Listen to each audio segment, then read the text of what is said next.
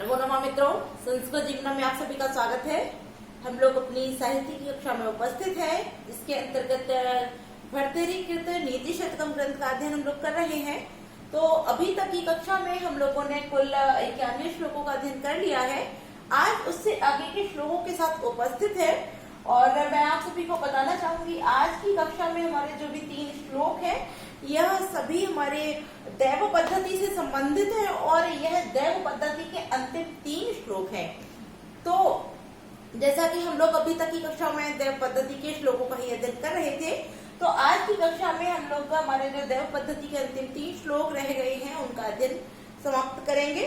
और कल की कक्षा से जो नीति शतकम के अंतिम जो पद्धति है कर्म पद्धति, उसके श्लोकों के साथ ही यह जो हमारा नीति शतकम ग्रंथ है यह समाप्त हो जाएगा।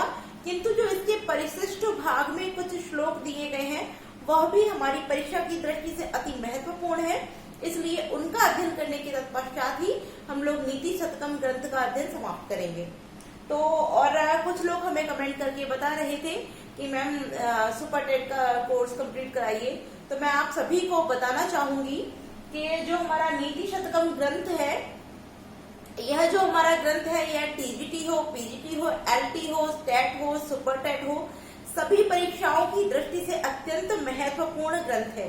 क्योंकि आप लोगों ने यदि अगर टेट का पेपर दिया होगा तो उसमें देखा होगा इस बार ही नहीं यानी कि पहले कई बार जो हमारी परीक्षाएं हो चुकी हैं टेट की, उनमें भी नीति शतकम ग्रंथ से कई बार सूक्तियों को पूछा जा चुका है। और यह नीति शतकम जो हमारा ग्रंथ है इनकी सूक्तियां जो है वो अति महत्वपूर्ण है। आप के सुपर टेट के अलावा यदि हम हमारे जो बीटीसी इत्यादि करने वाले छात्र होते हैं आप उनके पेपर को देखेंगे और साथ ही साथ इस वर्ष जो हमारा बीई का फर्स्ट सेमेस्टर के अनुसार जो अब सेमेस्टर वाइज प्रणाली कर दी गई है उसके अंतर्गत यदि आप देखेंगे तो बीए के प्रथम वर्ष में किरातार्जुनीयम ग्रंथ भी हमारा रख दिया गया है और किरातार्जुनीयम ग्रंथ का प्रथम सर्ग रखा गया है। तो आप सभी के लिए सभी परीक्षाओं की दृष्टि से हमारे चाहे किरातार्जुनीयम हो, नीति शतकम हो, जो भी ग्रंथ आपके पाठ्यक्रम में है और परीक्षा से संबंधित है अर्थात परीक्षाओं में है, वह सभी ग्रंथ आपके TET, super TET, TGT, PGT, LT की परीक्षाओं के लिए अत्यंत महत्वपूर्ण है। तो सुपर टेट की तैयारी करने वाले छात्र ये ना सोचे कि यह जो हमारा अध्ययन चल रहा है यह हमारे लिए बेकार है। यह आप लोगों के लिए बेकार नहीं, अत्यंत महत्वपूर्ण है। तो आप लोग भी नियमित रूप से इसका अध्ययन कीजिए। तो जो भी मित्र हमारे साथ लाइव जुड़ चुके हैं जिनमें अजय गौड़, शिव्या राजपूत, विवेक कुमार है, दीपक कुमार है और शशांक यादव है, तो आप लोग दिव्या देवी हैं, तो आप लोग वीडियो की लिंक को अपने दोस्तों के साथ शेयर कर दें और उन सभी से बोला करें कि वो लोग प्रतिदिन अधिक से अधिक संख्या में लाइव आया कीजिए। तो चलिए हम लोग अधिक समय नहीं लेंगे, हम लोग हमारा जो 92वां श्लोक है उसका अध्ययन आरंभ करते हैं। तो जैसा कि हम लोगों ने इस श्लोक के विषय में चर्चा कर ली थी, इस श्लोक के माध्यम से भर्तृहरि जी कहते हैं कि विधाता को हमारे साथ अर्थात विधाता ने हमारे भाग्य में क्या लिख रखा है या विधाता हमारे साथ क्या करना चाहता है यह हम लोग पूर्वाभास भी नहीं कर सकते हैं। इस चीज का ज्ञान हम लोगों को तब होता है जब विधाता के द्वारा विधाता का किया हुआ कर्म अर्थात उसका जो परिणाम है वह हमारे सम्मुख जब उपस्थित हो जाता है तब हम उसको जान पाते हैं। अब यहाँ दृष्टांत देते हुए बताते हैं कि जो कुम्हार होता है वह मिट्टी को चाक पर रखकर उस मिट्टी से क्या निर्मित करेगा, जब वह पात्र बनकर के हमारे सम्मुख उपस्थित होता है तभी हमको ज्ञात होता है कि कुम्हार के द्वारा किस पात्र का निर्माण किया गया है। तो आइए अब हम लोग श्लोक के माध्यम से जानते हैं। तो सर्वप्रथम वाचन करते हैं तत्पश्चात इसके अर्थ को जानेंगे। तो आप सभी लोग मेरे साथ दोहरा लीजिए। प्रिय सखे विपदंडाघात प्रपात परंपरा परिचय चले चिंता चक्रे निर्हाय विधि खलः मृद बलात् पिंडीकृत्य प्रगल्भ कुलाल वद भ्रमयति मनो नो जानीमा किमत्र विधास्यति। अब देखते हैं इसके अर्थ को। तो यहाँ कोई व्यक्ति है वह कह रहा प्रिय सखे अर्थात तो प्रिय मित्र, संबोधन करते हुए, क्योंकि यहाँ संबोधन में ही दिया प्रिय सखे अर्थात तो प्रिय मित्र। अब देखते हैं इसके अर्थ को इसके अन्वय के अनुसार। तो यहाँ से हम इसका अर्थ लेंगे विधि खला, खला माने दुष्ट, विधि माने विधाता अर्थात ब्रह्मा, कि दुष्ट विधाता प्रगल्भ कुलाल वद, प्रगल्भ माने प्रौढ़ परिपक्व, कुलाल कहते हैं कुम्हार को, कि प्रौढ़ या परिपक्व कुलाल के समान अर्थात कुम्हार के समान मनो अर्थात मेरे मन को बलात् बलपूर्वक, बलात् तात्पर्य बल से युक्त होकर अर्थात बल के साथ बलात्, मृद माने होता है मिट्टी, इव माने समान, और पिंडी कहते हैं पिंड के समान, कृत्य माने करके।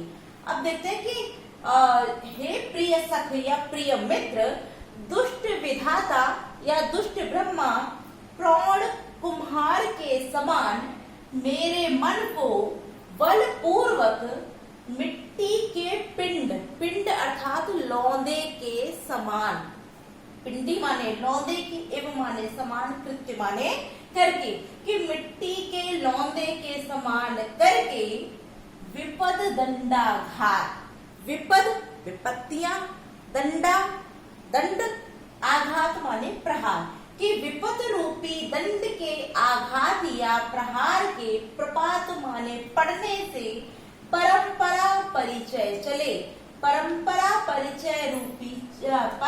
परिचय से चलायमान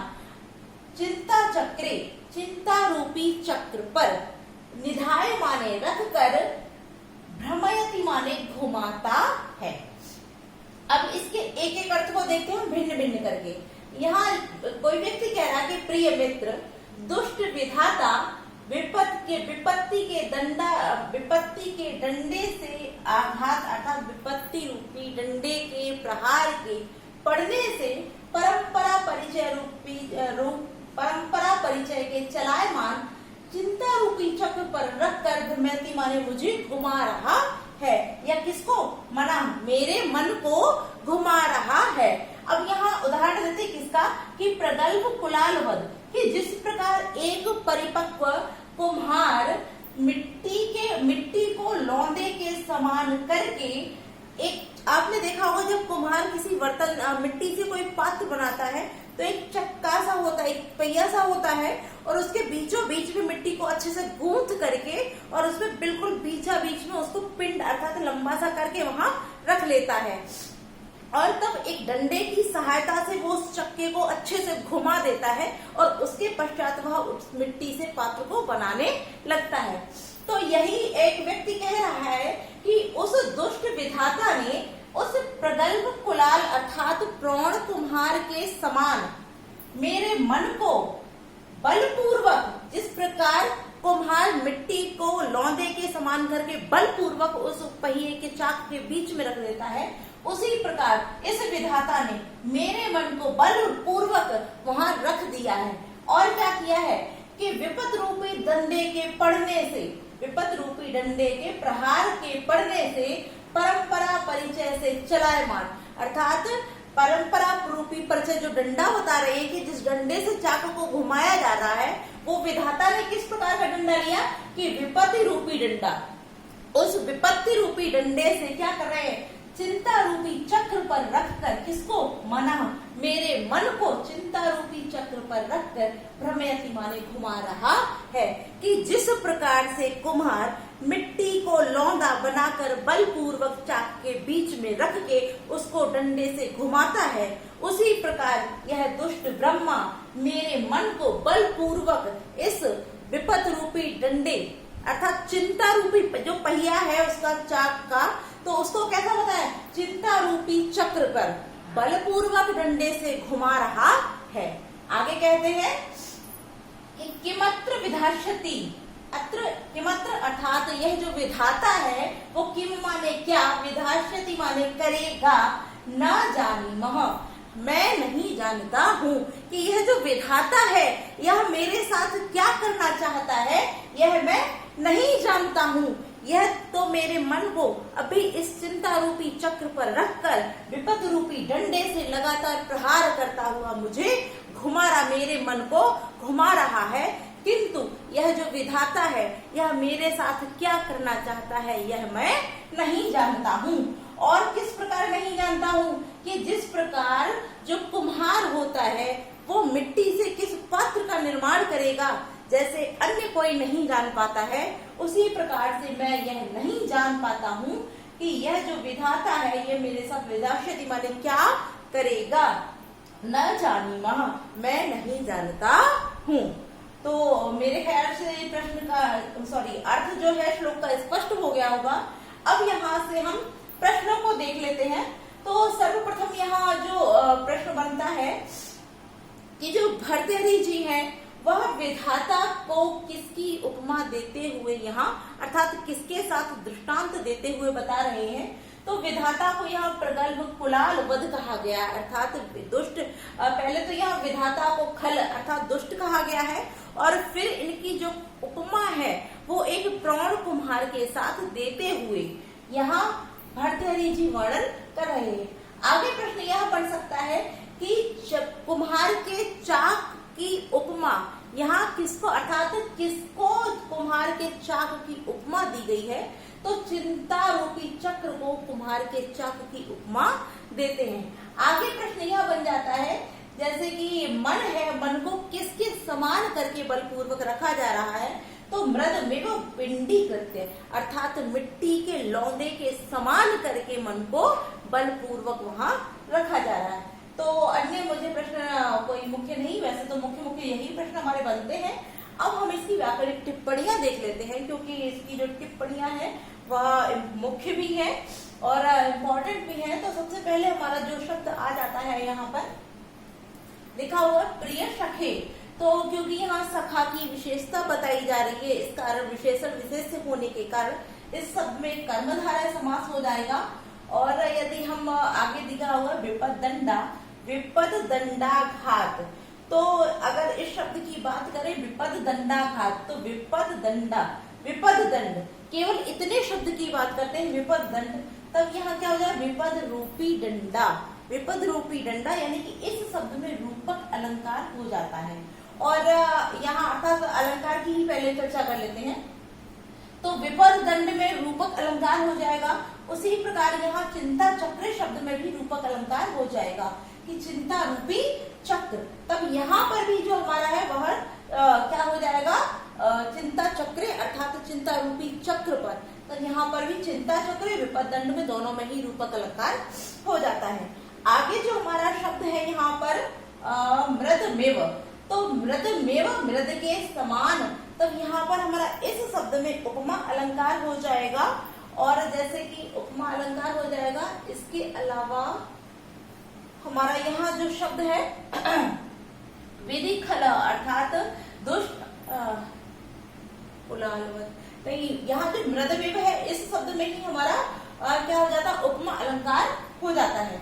आइए पुनः देखते हैं हमारी व्याकरणिक टिप्पणियां। अब देखते हैं दंड दन आघात, यहाँ दीर्घ संधि हो जाएगी। आगे परिचय चले सप्तमी विभक्ति है, चिंता चक्र में भी सप्तमी विभक्ति हो जाती। निधाय शब्द आता है, इसको देख लेते हैं। इसमें नियो उपसर्ग है, धा धातु है और उसके साथ में जब हम ल्यप प्रत्यय का विधान करते हैं कत्वा के अर्थ में, क्योंकि जब उपसर्ग साथ होता है तो कत्वा के स्थान पर ल्यप प्रत्यय का विधान किया जाता है तो हमारा निधाय शब्द निष्पन्न हो जाता है। आगे देखते हैं हमारा जो शब्द लिखा हुआ है यहाँ पर मृदमेव, तो मृदम धन एव मृदमेव अनुस्वार संधि हो जाएगी। पलात पिंडी कृत्य, पलात में पंचमी व्यक्ति और पिंडी कृत्य को देख लेते हैं। तो यहाँ पिंड धन ट्री फिर क्री धातु और क्री के साथ में ल्यप प्रत्यय, तब यहाँ पर हमारा पिंडी कृत्य शब्द निष्पन्न हो जाता है। आगे हमारा लिखा हुआ प्रगल्भ कुलाल वध, तो यहाँ प्रगल्भ कुलाल वध अर्थात यहाँ पर भी विशेष होने के कारण प्रगल्भ कुलाल पद में भी कर्मधारय समास हो जाएगा और विधि खलह शब्द में भी हमारा कर्मधारय समास ही हो जाता है। आगे भ्रमयति जैसे लट लकार आप जान ही रहे होंगे, लट लकार प्रथम पुरुष एक वचन में ही क्रिया है हमारी। जानी वह उत्तम पुरुष बहुवचन में क्रिया हो जाती है। किम धन अत्र किमत्र हो गया, यहाँ पर भी हमारी अनुस्वार संधि हो जाएगी। और विधान शक्ति में जैसे कि लट लकार में हमारी जो क्रिया है वह प्रयुक्त की गई है। ठीक है, तो इस प्रकार से यहाँ पर हमारी व्याकरणिक टिप्पणियां हो जाती हैं। तो अब हम बढ़ते हैं हमारे 93वें श्लोक की ओर। आइए पहले वाचन करते हैं और फिर इसके श्लोक का अर्थ जानते हैं। तो आइए वाचन कर लेते हैं। विरम विरमायाशादस्माद् दुरध्यवशायतो विपदि महतां धैर्य ध्वंसम यदीच्छितुमीहसे अयि जड़ विधे कल्पापाये अप्युपेत निज क्रमः कुल शिखरिणः क्षुद्रा नयते न व जलराशयः। अब यहाँ पर जो भर्तृहरि जी वह कह रहे हैं कि जो धैर्य को धारण करने वाले अर्थात जो महान व्यक्ति होते हैं, ऐसे महान व्यक्तियों का जो धैर्य है वह किसी भी स्थिति में नष्ट होने वाला नहीं होता है। अर्थात स्वयं विधाता जो उनके धैर्य को नष्ट करना चाहे तो वह भी उचित नहीं है और उनके धैर्य को नष्ट भी नहीं किया जा सकता है। तो इस सब अर्थात जो महान व्यक्ति है उनके धैर्य को नष्ट नहीं किया जा सकता है किसी भी परिस्थिति में। इन सब का वर्णन एक दृष्टांत के साथ करते हुए भर्तृहरि जी कहते हैं। तो आइए जानते हैं इसके अर्थ को कि विरम विरम विरम विराम माने होता है रुक जाओ या हट जाओ, तात्पर्य छोड़ दो। आशाद अस्माद अयाशाद माने प्रयत्न को, अस्माद माने इस, दुरध्यवशाय तो दुरध्य माने दुष्कर अर्थात जो दुष्ट हैं ऐसे दुष्ट, और अवशायतो माने चेष्टाओं वाले। विपदि महताम विपदि माने विपत्ति में, महताम माने जो महान व्यक्ति होते हैं ऐसे महान व्यक्ति। धैर्य ध्वंसम धैर्य के नाश को, यद माने जो, इच्छितम माने देखने के, इह से माने इच्छुक हो। आगे कहते आई माने हे, जड़ विधि, जड़ माने मूर्ख और विधि माने विधाता, तात्पर्य ब्रह्मा। तो अब हम इसके अर्थ को इसके अन्वय के अनुसार जानते हैं, क्योंकि अभी तो हमने एक एक शब्द करके अर्थ देखा किंतु अर्थ स्पष्ट नहीं हो रहा है। तो अब हम अन्वय के अनुसार इसके अर्थ को देखेंगे कि आई जड़ विधि, आई माने हे, जड़ विधि, जड़ माने होता है मूर्ख और विधि माने विधाता या ब्रह्मा। कि हे मूर्ख ब्रह्मा, विपत्ति में महताम माने महान लोगों के, धैर्य ध्वंसम धैर्य के नाश को, यद माने जो, तुम कौन, विधाता, इच्छितुम इह से देखने की इच्छा करते हो। अर्थात हे मूर्ख विधाता, विपत्ति काल में सज्जनों के धैर्य के नाश को जो तुम देखने की इच्छा करते हो, तो अस्माद माने इसके लिए, दुरध्य अवशायतो, दुरध्य माने दुष्ट चेष्टाओं को, दुष्ट चेष्टाओं वाले, अयाशाद माने प्रयत्न को, विरम विरम छोड़ दो अर्थात रोक दो या करना बंद कर दो। कि हे दुष्ट विधाता या हे मूर्ख विधाता, जो तुम यह विपत्ति में, जो महान लोग हैं, सज्जन व्यक्ति हैं, जो कि कभी धैर्य का त्याग नहीं करते हैं, और ऐसे महान सज्जन व्यक्तियों के धैर्य ध्वंस अर्थात धैर्य के नाश को जो तुम देखने की इच्छा रखते हो अर्थात देखने की जो कामना करते हो, तो इसके लिए जो तुमने दुष्ट चेष्टाओं के लिए जो प्रयत्न किया, अयाशाद माने जो तुम प्रयत्न कर रहे हो, ऐसे प्रयत्नों को विरम विरम छोड़ दो अर्थात रोक दो।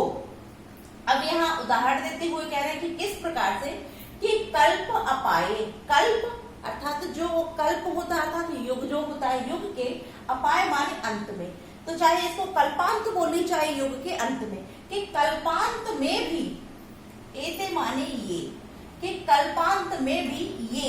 अब यहाँ उदाहरण देते हैं कौन, महान व्यक्तियों के साथ, महताम माने जो महान व्यक्ति होते हैं उनके साथ कल्प अर्थात उसका दृष्टांत देते हुए बता रहे हैं कि कल्प के अंत में अर्थात कल्पांत में भी, एते माने यह, कुल शिखरिणा अर्थात पर्वतों के समूह, और जल राशियां, जल राशि जल की राशि वाले अर्थात समुद्र, कि कल्पांत में भी ये पर्वतों के समूह और समुद्र, ना क्षुद्रा अर्थात क्षुद्रा माने नीच, ना माने नहीं होते हैं। किस प्रकार है, अर्थात नीच नहीं होते हैं, और क्या नहीं करते हैं कि अपेत निज क्रमा, और अपनी मर्यादा को, निज क्रमा माने अपनी मर्यादा को, अपेत माने नहीं त्यागते हैं। कि यह कल्पांत में भी ऐसे कुल पर्वतों अर्थात पर्वत समूह और समुद्र के समान ही रहते हैं, यह नीच नहीं होते हैं। अर्थात यह अपने जो इनकी मर्यादा होती है, अपनी इस मर्यादा को नहीं छोड़ते हैं। कि ये जो समुद्र होते हैं और पर्वतों के जो समूह होते हैं, यह इन चाहे कल्पों का अंत ही क्यों ना हो, चाहे युगांत ही क्यों ना हो, किंतु यह अपनी जो उच्चता होती है, अपनी अर्थात जो परोपकार की या धैर्य की जो भावना होती है, उसको नहीं त्यागते हैं। और यह इतने नीचे नहीं, इतने माने एते न, अर्थात इतने नीच, छिद्रा माने नीच, न माने नहीं हो जाते हैं। अर्थात यह इतने नीच नहीं होते हैं और अपनी जो निज प्रमाण, अपनी मर्यादा का भी अपेते, अपेत माने त्याग नहीं करते हैं। पुनः देख लेते हैं कि हे मूर्ख विधाता की विपत्ति में जो महान लोगों के ध्वंस, धैर्य के नाश का जो तुम इच्छा कर, देखने की जो इच्छा करते हो और इसके लिए जो दुष्ट चेष्टाओं का प्रयत्न कर रहे हो, ऐसे प्रयत्नों को रोक दो या करना छोड़ दो या त्याग दो। क्यों? क्योंकि कल्पांत में भी ये कौन, ये महान लोग कुल पर्वतों और जल राशि अर्थात समुद्र के समान क्षुद्र माने नीच नहीं होते हैं। अर्थात इन लोगों की तरह यह भी नीचता को प्राप्त नहीं होते हैं और निज कर्मा अपेत अर्थात अपनी मर्यादा का भी त्याग नहीं करते हैं। अर्थात चाहे इन महान सज्जन व्यक्तियों पर कितनी भी बड़ी विपत्ति क्यों ना आए, किंतु यह अपने धैर्य का त्याग नहीं करते हैं और अपनी मर्यादा का त्याग भी कदापि नहीं करते हैं और कभी नीच भी नहीं होते हैं। तो इस प्रकार से हमारे यहाँ श्लोक का अर्थ स्पष्ट हो गया है। अब जानते हैं इसकी जो व्याकरणिक टिप्पणियां हैं, क्योंकि यहाँ हमें प्रश्न कई कुछ मुख्य नहीं है, हो सकता है आपसे कोई भी व्याकरणिक टिप्पणी इत्यादि या संधि इत्यादि पूछ दिया जाए।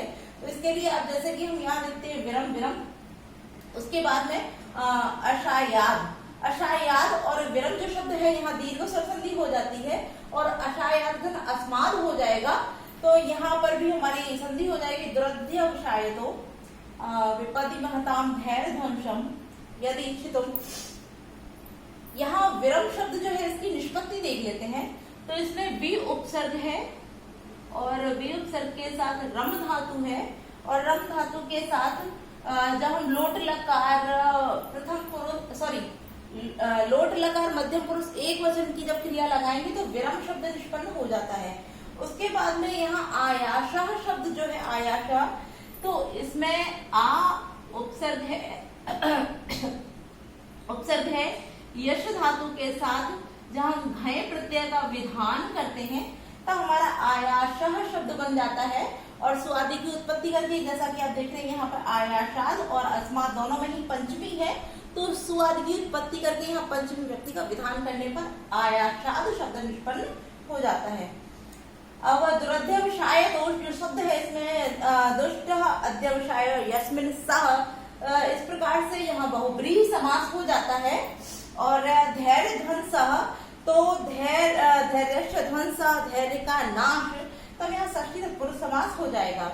यद धन इच्छतु, यद इच्छतुम, इच्छतुम शब्द जो है यहाँ पर इच्छ धातु है और इच्छ धातु के साथ यहाँ तुमुन प्रत्यय के विधान से, तुमुन प्रत्यय के विधान से इच्छतुम शब्द हो जाता है।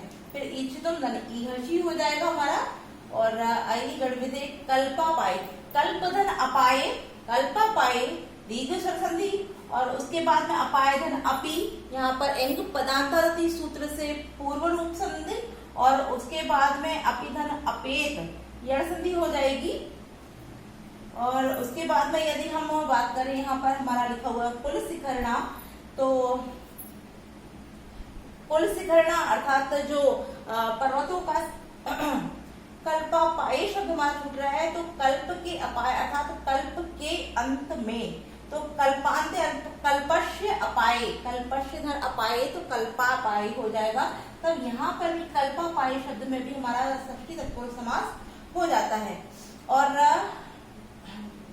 अपेत निज क्रमार्थ, क्योंकि अंतिम पंक्ति में कुछ हमारा प्रमुख नहीं है, हाँ, इसमें हो जाएगा जलराशया, जलस्य राशया, जलराशया षष्ठी तत्पुरुष समास हो जाएगा।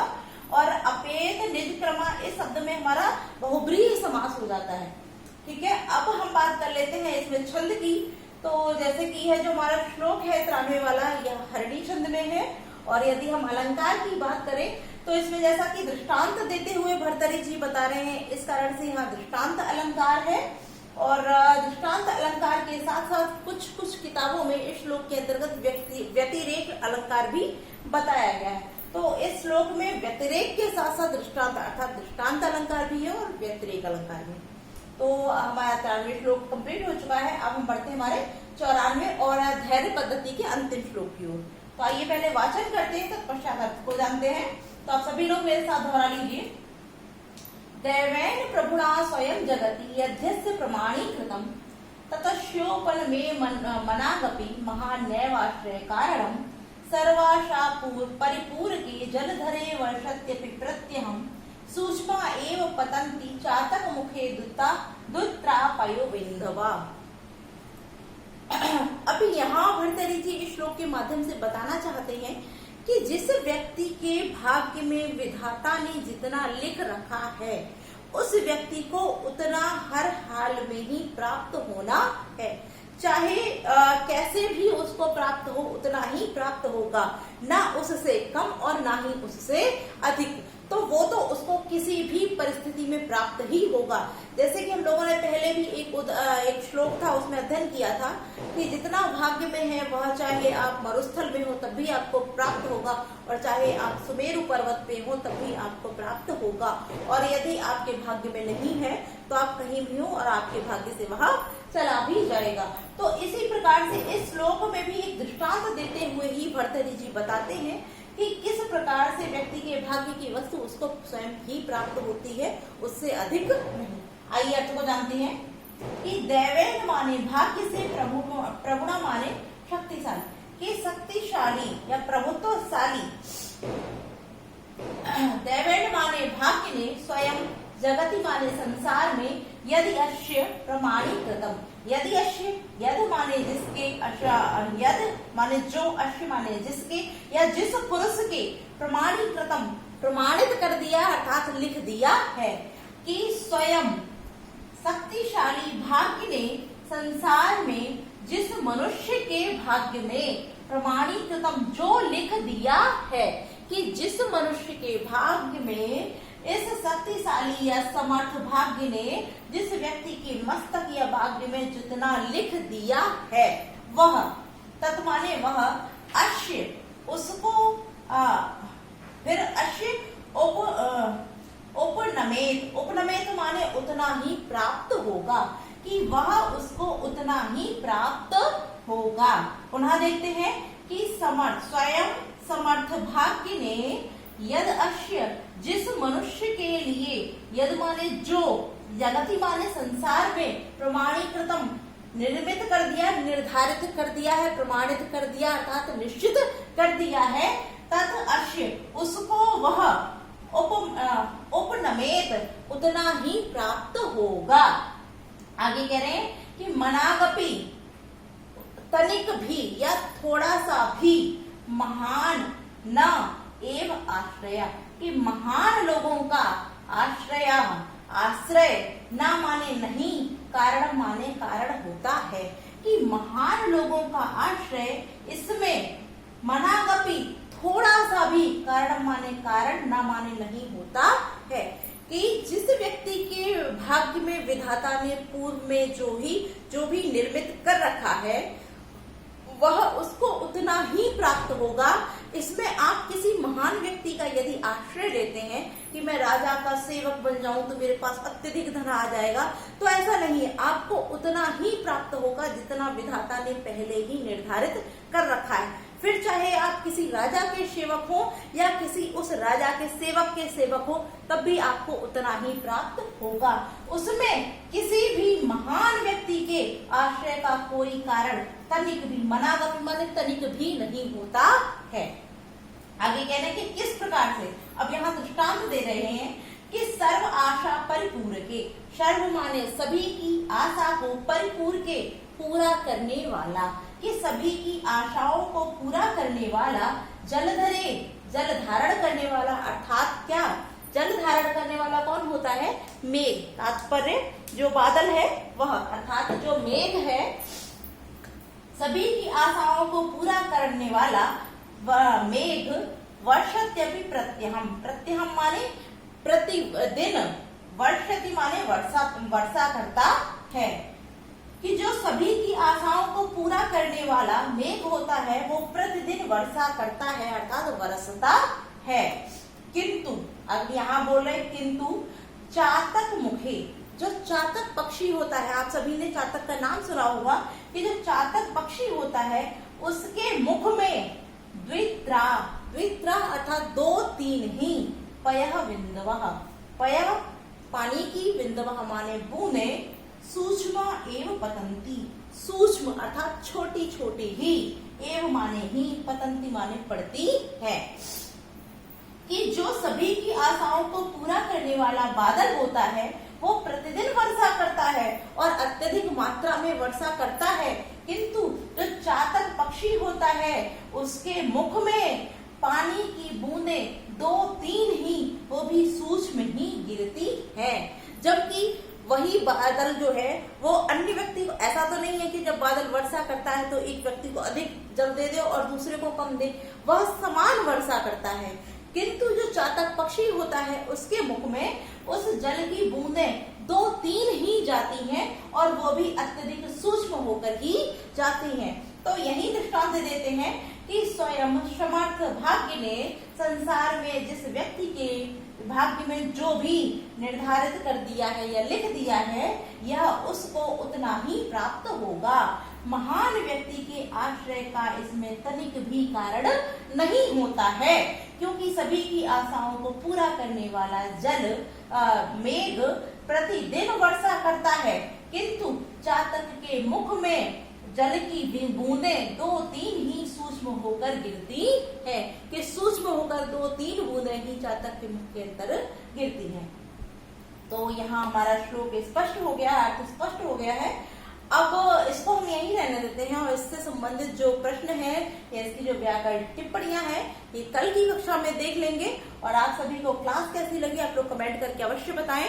और मैं सभी से पुनः कहना चाहूंगी, चाहे टेट की तैयारी कर रहे हो, सीटेट की कर रहे हो, सुपर टेट की कर रहे हो या टीजीटी पीजीटी की कर रहे हो, कोई से भी कर रहे हो, आप सभी के लिए ये कक्षाएं बहुत महत्वपूर्ण है।